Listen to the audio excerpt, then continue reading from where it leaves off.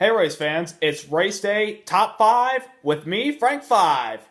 Well, the California kid is now California dreaming into the sunset after a great win today. So let's get down to business. Number 1, that California kid was Elk Grove, California's Kyle Larson after 4 out of 5 races, counting the season finale at Homestead, and 3 races this year, excluding the Daytona 500, he's finished second place. Today, that came to an end as the pole sitter dominated the race, won stage 1, and won the final stage, which is the entire race total, to capture his first win of the 2017 season at a track similar to where he won Michigan last year with the same aero package. The Michigan race last year tested the aero package that we are currently running this year, and Larson took full advantage of that with a great handling race car today as he was able to capture a win, locking himself into the playoffs as he finished ahead of Brad Keselowski, Clint Boyer, Martin Truex Jr., and Joey Logano. Number 2, Chase Elliott, as always. Great car today. We were in the top 3 pretty much the entire race, and Alan Gustafson called a great race. When he pitted with like 20 laps to go, I'm thinking, what is he doing? I don't know. Short pitting? Because I felt like, everybody had enough to go to the end. We got pinned a lap down, but the caution came out, and we were in the lucky dog spot, so we got the free pass, worked our way to the top 10, and then with a caution with 3 to go, we decided to come pit road. I was like, are you out of your mind, Alan Gustafson? But we were able to take those 4 tires on our car and put that into a 10th place finish, which was a good day. West Coast Swing went well for the 24. That's our first top 10 of the season because we had finishes of 14th at Daytona, 5th at Atlanta, 3rd at Vegas, and 12th at Phoenix. So far, we've had fast cars this year. I know our time's coming, just got to be patient. Number 3 is Clint Boyer. I wanted to talk about how he was finally able to prove himself worthy to Storehouse Racing today with his first top 5 of the season. Actually, here's the funny thing.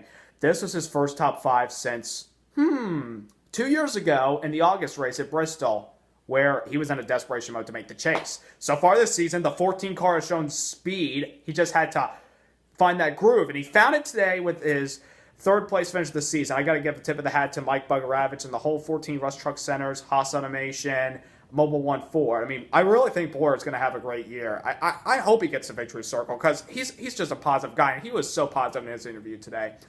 Number 4, I want to talk about the start of the race. People are thinking, why the start? What are you talking about?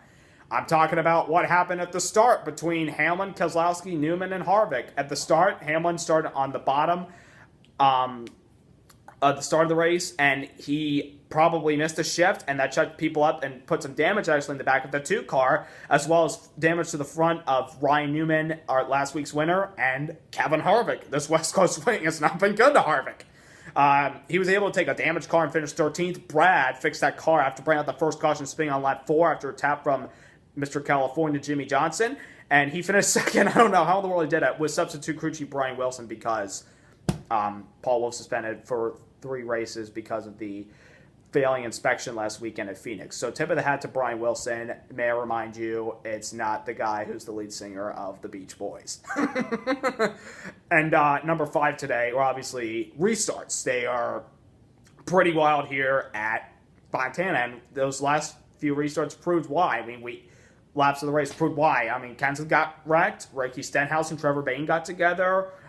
We had debris. I mean, the real reason that set up that caution, those restarts, was Greg Galding hitting the wall late in the race.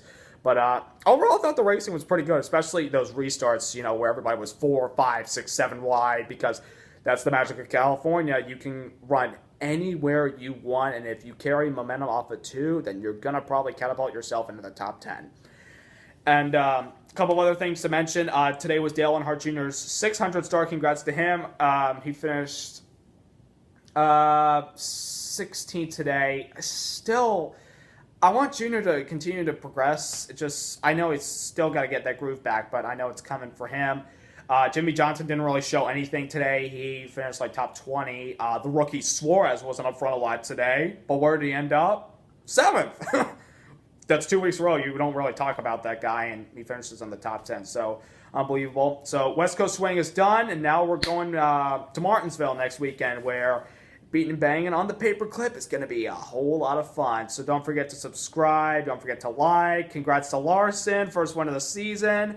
Now let's go short track racing in Martinsville. Good night.